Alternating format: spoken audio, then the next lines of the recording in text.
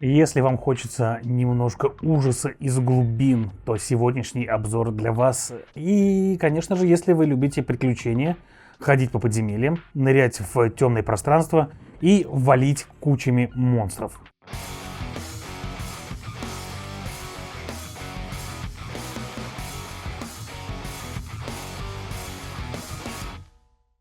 Итак, всем привет, с вами Юра, вы смотрите Geekmedia. На столе у меня сегодня Deep Madness. Это приключенческая игра в жанре хоррор, где вы в роли специальных агентов отправитесь в подводную лабораторию, в которой было обнаружено нечто неизвестное, что подлежало исследованию, но с этой лабораторией пропала связь. Поэтому вы на своих батискафах пристыковываетесь к лаборатории и в серии нескольких сценариев, которые можно играть отдельно, они не связаны кампанией, будете исследовать станцию и выяснять, что же там произошло. Каждый из вас возьмет на себя роль одного из искателей приключений, таких вот сыщиков, и вы погрузитесь в пучины моря на самую глубину. Интересными фишками этой игры являются затопленные помещения, в которые вам надо будет нырять, и для этого у вас будет специальный счетчик кислорода, вот такой вот. Вы будете получать урон, если слишком долго находитесь под водой и у вас закончился воздух. Различные всякие монстры и твари, которые на себя друг друга похожи очень сильно, но если вы с ними познакомитесь поближе, вы будете знать каждого из них в лицо. И, конечно же, модульные поля. Каждый сценарий прописан у вас отдельно в книжке. Всего сценариев 8. И вы будете в каждом из них выполнять различные цели. У меня на столе разложен второй сценарий, потому что обычно обзоры показывают на примере первого, но первый сценарий, во-первых, очень сложный, а во-вторых, его и так все показывают. Поэтому я вам покажу на примере второго сценария, что в этой игре происходит, как она работает, что в ней нужно будет делать. Изначально вам нужно подготовить следующую вещь. У вас будут сыщики. Сыщиков нужно брать 6, потому что если возьмете их меньше, то сыщиков у вас будет меньше, а монстров все равно будет столько же. И активироваться они будут все равно. Поэтому игра технически сбалансирована на 6 игроков, но даже в шестером вам будет нелегко. Поэтому если вы хотите себе игру усложнить или вы стали уже в непрофи, то берите либо меньше сыщиков, либо можете взять один из модулей усложнения, который дает, например, вам более жестких монстров, которые будут приходить к вам не только по событиям сценариев, как в некоторых сценариях это есть, так и сами по себе. Поэтому, если вам интересно узнать, что произошло на заброшенной станции, куда пропали с нее все люди, и почему она постепенно погружается в пучины безумия одновременно с тем, как она погружается в пучины морские, то смотрите дальше, я буду рассказывать вам, как играть в Deep Madness.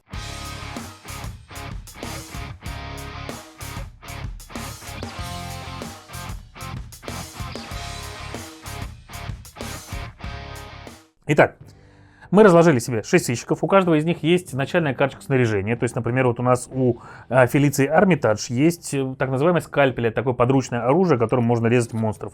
А вот у Рэнди Картер есть всего лишь фонарик с собой, который позволяет ей лучше от монстров сбегать. Там у нас есть 2 товарища с огнестрелами и 2 товарища, которые, в принципе, без всего изначально. Но зато вот у доктора, у Романа Азимова, есть, соответственно, 3 специальных жетончика, которые будут ему помогать в ходе игры. Каждый персонаж отличается тем, что у него есть специальные способности и свои 2 показателя. Показатель здоровья и показатель здравомыслия. И давайте я начну с самого интересного, потому что, на мой взгляд, в этой игре реально прикольная механика здравомыслия, то, как она работает и как вы можете ей пользоваться. В целом вся игра играется на кубиках, вы будете бросать на кубиках различные значения. Когда вы, например, хотите проатаковать монстра, вы берете свою карточку оружия, и в ней будет несколько показателей. И вот, например, это рукопашное оружие, поэтому у него нет первого показателя, который значил бы радиус, на котором мы можем стрелять. Второй показатель — это количество кубиков, которые мы бросаем. Третий — это какое значение на кубиках должно выпасть для того, чтобы вы получили успех. И четвертый — это сколько урона вы наносите. То есть, например, если я хочу скальпелем проатаковать какого-то из монстров, я буду бросать 1 кубик, и мне нужно будет выбросить 3 или больше. Я выбросил 3, у меня 1 успех. Так, в принципе, работает вся игра, но здесь смысл в следующем еще. Если вы, например, вот стреляете из автомата, и у вас 5 кубиков, и вам нужно выбросить пятерочки, вы бросили вот эти все кубики, я вот, в принципе, 2 пятерочки выбросил. А у монстра мы смотрим, вот, например, возьмем вот этого товарища, вот эту вот истерия, у нее 2 жизни и 1 защита. И это значит, что нам нужно будет с каждой атакой, которую мы делаем по этому монстра, бросать на 1 защиту больше для того, чтобы пробить, потому что сначала мы пробуем защиту, а потом уходит в тело ему. И вот у меня есть 2 успеха, то есть фактически я ему снимаю защиту и бью на 1. Но я могу положить на себя специальный жетончик здравомыслия, то есть sanity так называемый, вот сюда. До максимума, соответственно, в 3 я могу выкладывать и перебрасывать кубики сколько угодно раз. То есть взял 1 кубик, перебросил. Вот у меня выпало опять 2. Положил себе еще 1 жетончик и перебросил еще раз кубичек. У меня выпало опять 1. Положил себе 3-й жетончик и перебросил, и у меня выпало 6. Все. Монстр, соответственно, я этого победил, если бы он был со мной в одной клеточке, или если я стреляю в несколько клеточек от меня. И мы дальше смотрим на монстра. У монстра есть показатель страха. И я должен взять один из этих жетонов и перевернуть его сюда. У него, потому что показатель страха 1. Был бы 2, перевернул бы 2. И вот это уже безумие. Безумие работает следующим образом. Оно иногда хорошо, а иногда плохо. Хорошо оно тогда, когда у вас нет жетонов Sanity. Плохо оно, когда у вас жетоны Sanity есть. То есть, вернее, оно всегда и хорошо, но иногда может быть еще и плохо.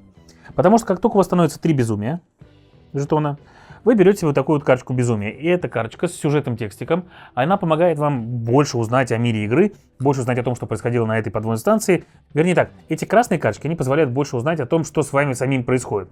Как у вас трясутся руки, как вы истерически боитесь и пытаетесь прятаться от монстра, как вы потеряли оружие и так далее. И, соответственно, здесь негативный эффект на этих картах. Но, если бы, например, у меня не было жетонов синеньких вообще, а я победил бы этого монстра, я должен был получить себе все равно один красный жетон. Но поскольку я получаю его не за переворот, а просто так, я возьму себе еще и синенькую карточку. Это карточки надежды, так называемой. И вот здесь уже как раз сюжетные тексты, которые вам больше будут рассказать про саму станцию. И здесь будут позитивные эффекты. И эти позитивные эффекты будут давать вам одноразовое добавление кубика к любой атаке, например. Или, например, там восстановление жизни, восстановление здравомыслия и так далее, чего угодно. Короче, всячески позитивные эффекты, целая колода огромная, со всякими лорными текстиками, как будто вы находите различные записки. И вот этим она мне напомнила немножко игры типа Resident Evil или Bloodborne, где вам лор игры рассказывается не так много, то есть само повествование игры и рассказ про то, что происходит в мире, его не так много, потому что действительно перед каждым сценарием вы будете получать пару абзацев текста, и все. И вот здесь вот вам рассказывают больше, здесь вы можете себе сами уже сопоставить картину всего происходящего в этом самом исследовательском центре на глубине под водами. Так вот. Соответственно, эта механика прям прикольная, она работает хорошо и достаточно забавно. То есть, во-первых, она позволяет вам немного контролировать ваши кубы и убирать немного случайность в виде рандома. А во-вторых, она позволяет вам в том числе получать нарративные некоторые элементы, ну и, соответственно, бонусы или, наоборот, минусы. И тем самым потихонечку сходить с ума. Кстати, красные жетоны, как только получили их 3, они сбрасывают за это получать как раз карточку. Так вот, каждый сценарий вам будет дана определенная миссия. В данной конкретной миссии, например, мы все ждем шаттл, который лежит вон там, который приедет к одной из шестереночек. Вот раз, два или три. Но мы точно не знаем какой, и мы надеемся, в принципе, что он приедет вовремя и не опоздает. Но нам надо подать ему больше энергии. А энергетические блоки находятся на втором уровне, который под нами. Вот эти вот самые жетончики с циферками. Первая циферка — это подать ему много энергии, а дальше они идут 2-1. Нам нужно накачать его минимум 12 энергиями для того, чтобы он к нам быстро приехал вовремя и еще успеть в него сесть. Передвигаемся мы между этим этажом и этим этажом по вот таким вот жетончикам. То есть отсюда зелененькой ручкой мы спускаемся на зелененькую ручку, и там, как вы видите, лежат вот эти вот красивейшие жетоны воды, которые обозначают, что это помещение затоплено. Как только вы спускаетесь туда, вы начинаете, соответственно, за каждое свое действие снижать свой запас кислорода. И если он у вас упадет ниже нуля, в конце каждого раунда вы будете получать себе, скорее всего, урон. И все было бы не так сложно, то есть просто прибежали, сбегали вниз, нырнули в водички, искупались, включили, соответственно, генераторы, побежали обратно. Но каждый ход, начиная причем с первого хода, еще до вашего действия, у вас жетончик будет двигаться вот здесь вот, по этому треку специальному. Этот трек генерируется к каждому сценарию отдельно. На нем есть точки поглощения, так называемые Devour токены. Вот эти вот, это значит, что, во-первых, станция сама по себе будет уходить в безумие и в безумную часть. Для того, чтобы понять, что это такое, мне придется немножко отвлечься. Итак, ученые сделали что-то, что позволило миру нашему столкнуться с миром, где находятся все наши фобии, страхи, злость и так далее. И они начали физически проникать в наш мир как раз в этой станции. Поэтому все наши, соответственно, монстры — это истерия, слепота, безумие, делириум, забытье и так далее. Всякие гадости. Многие обитатели станции, возможно, как раз и стали одними из вот этих вот существ, потому что они все такие практически более-менее антропоморфные, за редким исключением там вот этого вот и, например, вот этого вот. Но они все благоволят нашим страхам. Плюс некоторые комнаты уже сразу поглощены вот этим вот безумием, вот этой вот порчей. Они красненькие, а некоторые пока зелененькие, они нормальные, в них все хорошо. В красных комнатах лежат вот такие вот наглядные жетоны. На некоторых из них просто обложечка, и это значит, что это место появления монстров, а на других всякие дебафы и минусы. То есть, когда вы входите в эту комнату, вы либо получаете на себя эффект, пока вы в ней находитесь, либо если вы останавливаетесь в ней и заканчиваете в ней свою активацию, вы получаете какой-то же эффект.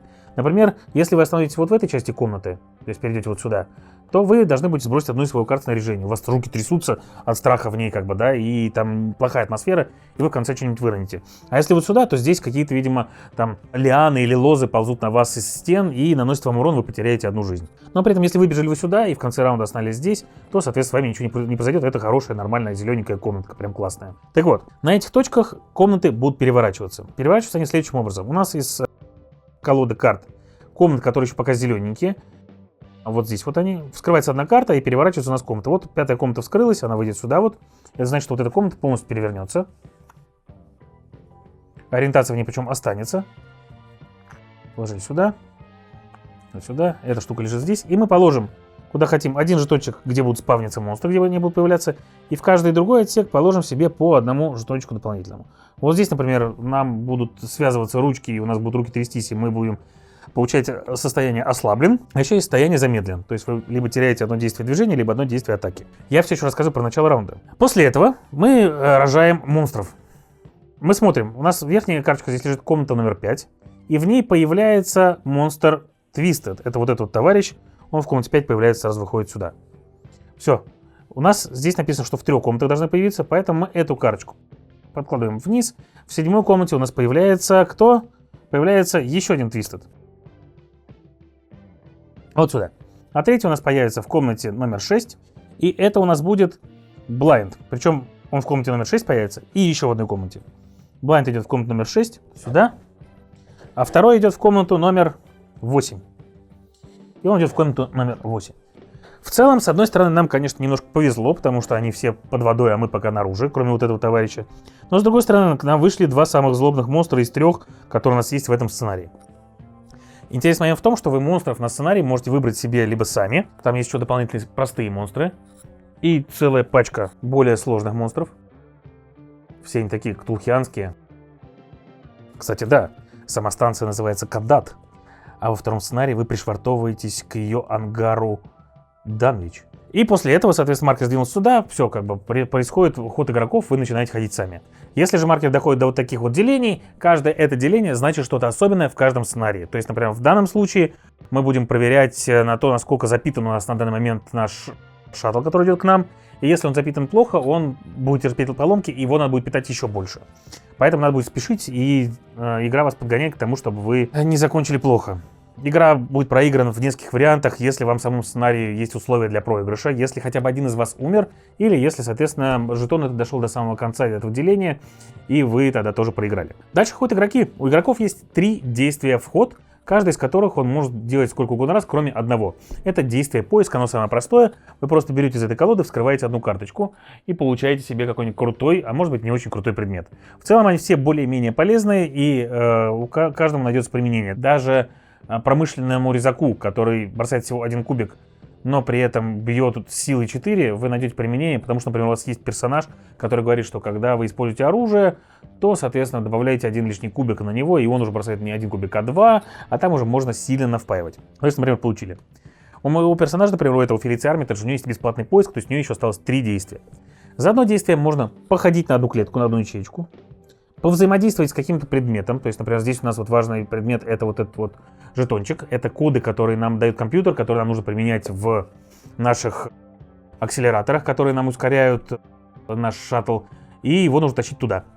Либо можно, например, поменяться с другими игроками, а также можно пострелять, побить, или, например, можно использовать действие отдых. И тогда вы снимете себе все фиолетовенькие жетончики, ну и как бы это может быть полезно. Плюс, соответственно, каждый персонаж может таскать на себе максимум 4 предмета, использовать вы можете любые из них, когда вам это полезно. Некоторые предметы будут одноразовые в колоде. Колода, в принципе, с предметами достаточно большая. Там есть и оружие, и всякие амулеты, которые будут одноразового использования или многоразового использования. Всякие предметы, которые будут вам, в принципе, помогать в игре. То есть, например, мы находили в игре специальный ранец, который помогает под водой передвигаться быстрее, не тратя ход на это и, соответственно, не снижая себе количество запаса кислорода, который у вас есть. Классно. А дальше, соответственно, будут ходить монстры. Монстры ходят вперед к ближайшим врагам, и у каждого монстра есть свои специальные способности. Некоторые монстры, например, как вот истерии вот эти вот, да, они вместо того, чтобы вас атаковать, будут прыгать на ваш планшетик и стоять на вас. Они подселяются в вас и будут вас терзать. У каждого персонажа есть специальная вот эта вот графа, в которой написано, что он делает. В данном случае он делает специальную атаку. Специальную атаку этот конкретный персонаж делает только если находится у кого-то на планшете. Потом делает 2 раза движения и 1 атаку. И так работает каждый монстр. Для монстров есть специальный кубик. Некоторые монстры работают со своими способностями на кубике, на котором нужно выбрать определенные символы. И, например, там есть монстры, которые с такими вот огромными щупальцами, они будут вас подтягивать к себе, если выбросили нужное значение. Также монстры усиляются в комнатах красных некоторые, это также написано на их карточке. И в целом, когда вы деретесь с монстром, или вы хотите выйти из комнаты с монстром, вам нужно проверить несколько вещей. Вам нужно проверить, соответственно, ваш показатель страха, если вы хотите выйти. Вам нужно проверить их показатель страха в суммарный, посмотреть, что дает вам сама комната и насколько монстров, в принципе, сам вам мешает, в том числе, если он в красной комнате или, соответственно, есть такой вот символ на этом треке. То есть по-разному. Монстры действуют немножко по-разному. Каждый из них представляет для вас свою сложность, в основном еще в том числе, если они толстые, как, например, вот этот вот Пьюти. Он прям у него 6 жизней, 1 броня, и надо постараться, чтобы его замочить. Но как бы, если вы грамотно подобрали себе команду, в целом у вас возможности по тому, чтобы истреблять монстров пачками, могут быть вполне. То есть, например, для того, чтобы убивать монстра, например, у которого 5 жизней и 2 защита, доктор может наложить на него специальный жетончик, который даст ему минус в защите. У вас есть персонаж, у которого предмет дает еще минус 1 к защите, он приходит туда, его и без защиты его массово нарезает. Старается большими атаками ему пробить как можно больше. Монстров при этом будет спавниться достаточно много, потому что все они разной силы, у всех разное количество жизней, и вы при этом будете стараться убивать тех, которые для вас самые опасные в данный момент, или те, которые мешают вам проходить к вашей цели. То есть вы иногда будете, как в лучших фильмах ужасов, разбегаться в разные стороны и стараться сдерживать наплыв монстров, а их будет становиться все больше и больше, потому что, на мой взгляд, мне так, по крайней мере, показалось, что игра построена таким образом, что вы не можете убить всех монстров каждый ход. И тем самым она создает для вас вот эту нагнетающую хоррор-атмосферу, в которой вы будете понимать, что вы в этой игре жертвы. Но, с другой стороны, если вы все грамотно рассчитали, в целом прорубить себе путь к тому месту, куда вам нужно, в каждом сценарии вы сможете.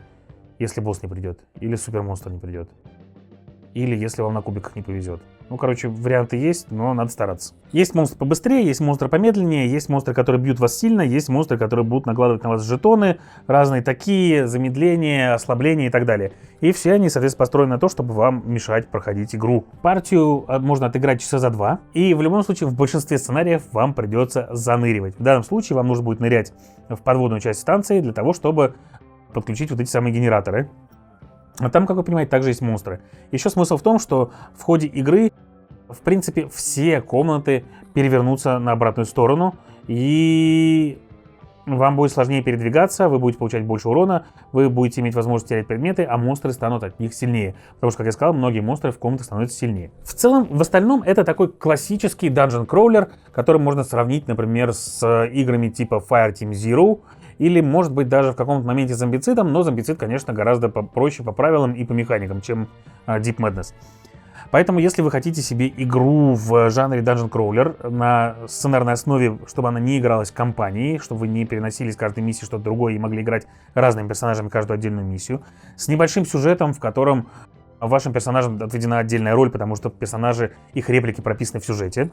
Если вам нравится ктулхианская тематика, где она еще такая немножко с налетом Blood Rage и, может быть, фильма «Чужой», то Deep Madness вам вполне подойдет. Это игрушка, в которую до 6 игроков могут сесть одновременно и идти мочить монстров, исследовать станцию и узнать, что же там за таинственная сфера. Ой, я немножко проговорился, проспойлерил, да? Ну, короче, там будет сфера. А что это за сфера и как она связана с тем, что происходит на станции, вы узнаете в сюжете этой игры. И это все на сегодня. С вами был Юра, вы смотрели Geekmedia. Всем пока.